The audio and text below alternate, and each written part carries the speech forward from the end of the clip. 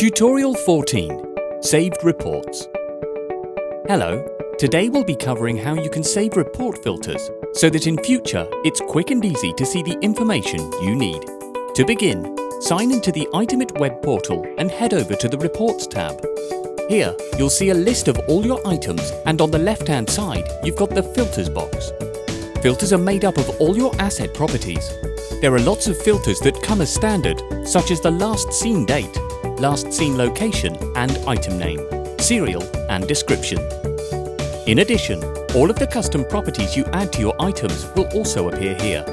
This means you can filter by any property and any combination of properties to harness your data into useful, actionable information.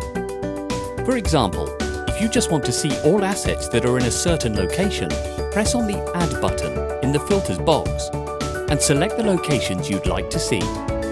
If you also want to see which of those assets are due for inspection, simply add another filter. Your results table will update to show you just the assets you are concerned with. The process for setting any filter is the same, and you can combine any combination of filters to get you the desired results. Now, you can also save sets of filters so that in future you don't need to configure the filters each time to give you what you need. Once you've selected the filters you wish to save, all you have to do is press Save Report.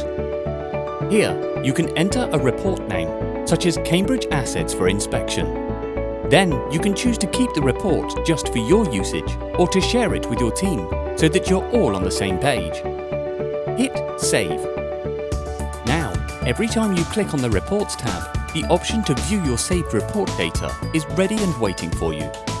You can even export this saved report by clicking on the Export button and choosing the Export View option. Auditing your assets has never been this simple.